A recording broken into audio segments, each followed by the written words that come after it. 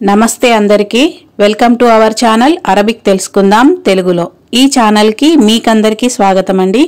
ఈ వీడియోలో నేనైతే కొన్ని వాక్యాలు మీకు థంబ్నెయిల్ లో చూపించినట్టు సరిగా ఆలోచించు, సరిగా మాట్లాడు, సరిగా పోయి, సరిగా నడువు, సరిగా చెయ్యి, సరిగా వెళ్ళు ఇలాంటి పదాలని అరబిక్ లో ఎలా చెప్తారు, అలాగే మర్చిపోకు, మర్చిపోయాను, నన్ను మర్చిపోకు, నాకు గుర్తుంది ఇలాంటి పదాలని అరబిక్ లో ఎలా చెప్పాలి మొదలైన ఇన్ఫర్మేషన్ అయితే నేను ఈ వీడియోలో చెప్పడం జరిగింది।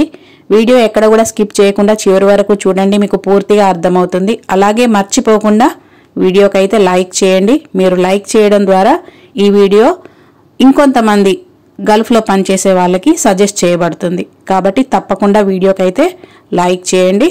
ఇంకా వీడియోలో ఏముందో చూద్దాం।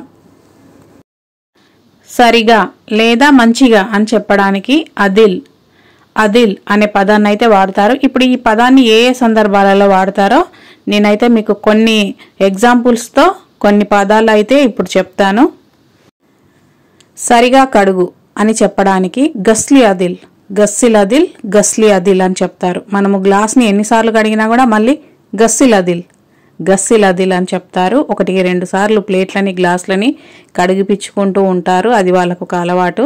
అలాగే సరిగా మాట్లాడు, సరిగా మాట్లాడు అని చెప్పడానికి కల్లం అదిల్, కల్లం అదిల్ అని చెప్తారు। మనకి అరబీలో ఒక్కొక్కటి చెప్పడం వస్తుంది, ఒక్కొక్కటి చెప్పడం రాదు, అలాంటి కన్ఫ్యూజన్ అయ్యే సందర్భంలోనైతే కల్లం అదిల్ అంటే సరిగా మాట్లాడు అని అయితే వాళ్ళు మనతో చెప్తారు। అలాగే సరిగా చెయ్యి, సరిగా చెయ్యి అనడాన్ని అరబిక్లో సవ్వి అదిల్, సవ్వి అదిల్ అని అంటారు। మనం ఏదైనా పని చేసేటప్పుడు సవ్వి అదిల్ అంటే మంచిగా చెయ్యి, దాన్ని సరిగా చెయ్యి అనే అర్థమైతే వస్తుంది। సరిగా చూడు అనడాన్ని మగవాళ్ళకైతే షూఫ్ అదిల్ అని చెప్తారు, ఆడవాళ్ళకైతే షూఫీ అదిల్ అని చెప్తారు। అలాగే సరిగా నడువు దీన్ని ఎంషి అదిల్, ఎంషి అదిల్ యల్ల ఎంషి అదిల్ అని చెప్తారు। అలాగే సరిగా వెళ్ళు దీన్ని అరబిక్లో రోహ్ అదిల్, రోహ్ అదిల్ అని మగవాళ్ళకి రూహ్ అదిల్ అని ఆడవాళ్ళకైతే చెప్తారు। అలాగే సరిగా ఆలోచించు, సరిగా ఆలోచించు అనడాన్ని ఫక్కర్ అదిల్, ఫక్కర్ అదిల్ అని అంటారు। ఆలోచించడాన్ని షును ఫక్కర్, మనం ఏదైనా ధ్యాసలో కూర్చున్నప్పుడు షును ఫక్కర్ ఇంతి అని అంటారు। ఫక్కర్ అంటే ఆలోచించడం, ఆలోచన అనే అర్థం అయితే వస్తుంది। ఫక్కర్ అదిల్ అంటే సరిగా ఆలోచించు అనే అర్థం వస్తుంది। అలాగే సరిగా పొయ్యడాన్ని దాన్ని సొబ్బి అని అంటారు, వంచడము పొయ్యడము దీన్ని సొబ్బి అని అంటారు। మనము ఆయిల్ కానీ ఇంకా లెబన్ ఉంటుంది కదా, లెబన్ గ్లాస్లో పోయడానికి సొబ్బి అదిల్ అంటే సరిగా పోయి, అటు ఇటు కింద పడకుండా సరిగా పోయి అని చెప్పడానికి సొబ్బి అదిల్ అని చెప్తారు। అలాగే ఆయిల్ కూడా మనం ఒక బాటిల్లో నుంచి ఇంకో బాటిల్లోకి ట్రాన్స్ఫర్ చేసేటప్పుడు కూడా సొబ్బి అదిల్ అని చెప్తారు। ఇలాంటి సందర్భాలలో సొబ్బి అంటే పోయడం లేదా వంచడం అనే అర్థం అయితే వస్తుంది।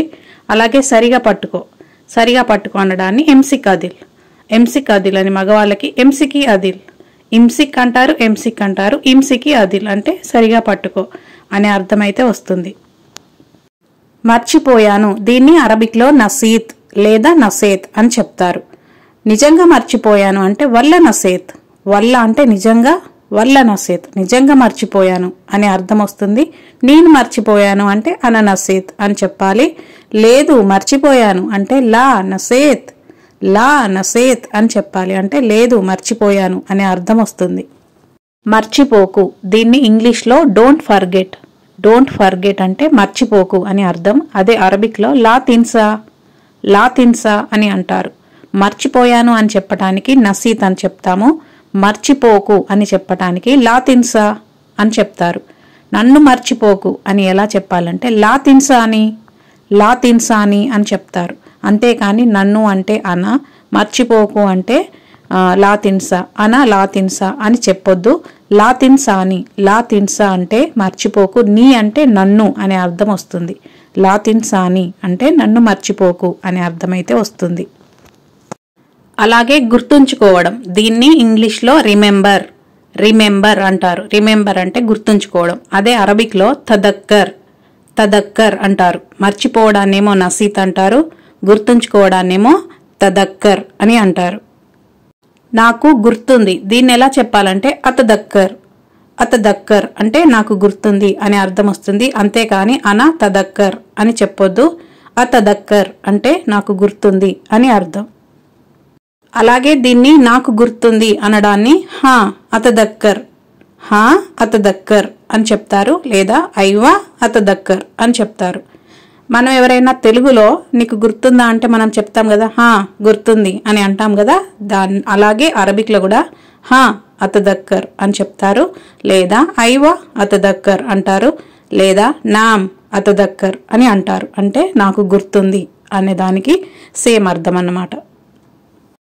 అలాగే దూరం, దూరంని అరబిక్లో బైద్, బైద్ అంటారు. బైద్ అంటే దూరం అని అర్థం. హాస్పిటల్ ఇంటికి దూరంగా ఉంది, దీన్ని అరబిక్లో ఎలా చెప్పాలంటే అల్ ముస్తష్వా బైద్ మిన్ బేత్, అల్ ముస్తష్వా బైద్ మిన్ బేత్. అంటే అల్ ముస్తష్వా అంటే ద హాస్పిటల్. ఇంగ్లీష్లో ద అనే వర్డ్కి సేమ్ మీనింగ్ ఇక్కడ అల్ అనే పదాన్ని వాడతారు. అల్ ముస్తష్వా అంటే ద హాస్పిటల్, తెలుగులో హాస్పిటల్ అనే అర్థం వస్తుంది. తెలుగులో దవాఖానా అంటాము. అలాగే బైద్ అంటే దూరం, మిన్ బేత్ అంటే ఇంటికి, ఇంటి దగ్గర నుండి లేదా ఇంటికి, రెండు అర్థాలు వస్తాయి.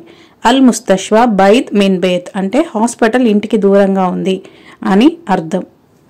ఇక్కడ హాస్పిటల్ కాకుండా మనం స్కూల్ తీసుకున్నట్టయితే స్కూల్ ఇంటికి దూరంగా ఉంది, దీన్ని అరబిక్లో ఎలా చెప్పాలంటే అల్ మద్రసా బైద్ మిన్ బేత్, అల్ మద్రసా బైద్ మిన్ బేత్ ఇలా చెప్తారు. ఒకవేళ జమయ్య ఇంటికి దూరంగా ఉంది అని చెప్పాలంటే అల్ బకాలా బైద్ మిన్ బేత్, అల్ బకాలా బైద్ మిన్ బేత్ అని చెప్తారు, లేదా అల్ సూక్ బైద్ మిన్ బేత్. మార్కెట్ని సూక్ అని అంటాము, అల్ సూక్ బైద్ మిన్ బేత్. ఇలాగా మనము సందర్భాన్ని బట్టి వాక్యాలు తయారు చేసుకొని మాట్లాడాలి. దగ్గర, దీన్ని కరీబ్, కరీబ్ అని అంటారు. దూరంనేమో బైద్ అంటారు, దగ్గరని కరీబ్ అని అంటారు. పార్క్ ఇంటికి దగ్గరలో ఉంది, దీన్ని ఎలా చెప్పాలంటే హదీకా కరీబ్ మిన్ బేత్, హదీకా కరీబ్ మిన్ బేత్ అంటే పార్క్ ఇంటికి దగ్గరలో ఉంది అని అర్థం. ఇక్కడ హదీకా అంటే పార్క్ అనే అర్థం వస్తుంది, గార్డెన్ ని కూడా హదీకా అని అంటారు.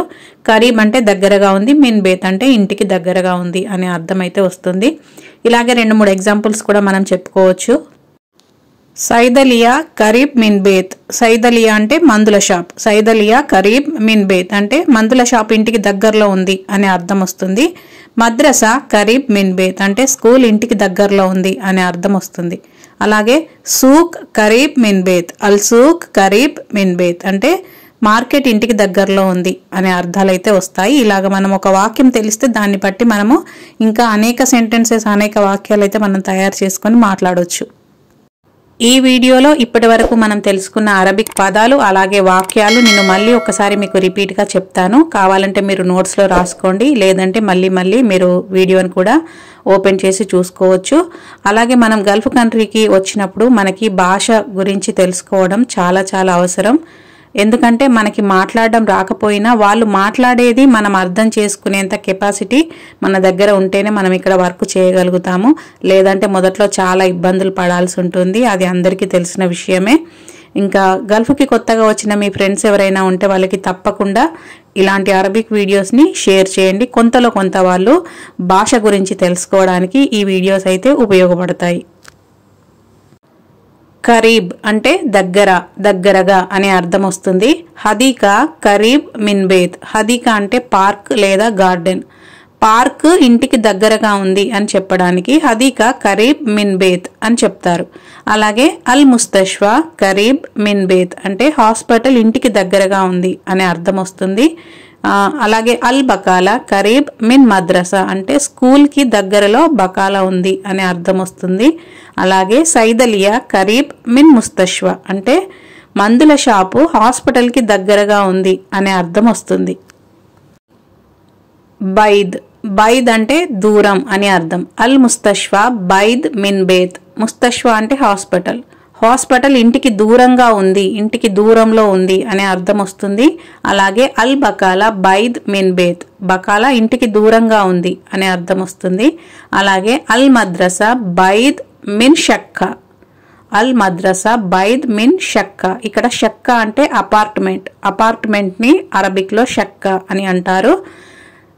అల్ మద్రసా బైద్ మిన్ షక్కా అంటే అపార్ట్మెంట్కి దూరంగా స్కూల్ ఉంది, స్కూల్కి దూరంలో అపార్ట్మెంట్ ఉంది, అపార్ట్మెంట్కి దూరంగా స్కూల్ ఉంది అని కూడా చెప్పవచ్చు. అలాగే తదక్కర్, తదక్కర్ అంటే గుర్తుంచుకోవడం, రిమెంబర్ అని ఇంగ్లీష్లో అంటాము. తదక్కర్ అంటే గుర్తుంచుకోవడం. అతదక్కర్ అంటే నాకు గుర్తుంది అని చెప్పడానికి అతదక్కర్ అని చెప్తారు. హా అతదక్కర్ అంటే హా నాకు గుర్తుంది అనే అర్థం వస్తుంది. ఐవా అతదక్కర్ ఇది కూడా నాకు గుర్తుంది అనే దానికి సేమ్ అర్థమైతే వస్తుంది. అలా కాకుండా నామ్ అతదక్కర్ అంటే నాకు గుర్తుంది అని చెప్పడానికి మనం తెలుగులో ఎలాగైతే మనము హా నాకు గుర్తుంది అని ఎలా చెప్తామో అలాగే అరబీలో కూడా ఈ 3 రకాలుగా చెప్పొచ్చు. హా అతదక్కర్, ఐవా అతదక్కర్, నామ్ అతదక్కర్ ఇలా 3 రకాలుగా మనం చెప్పొచ్చు.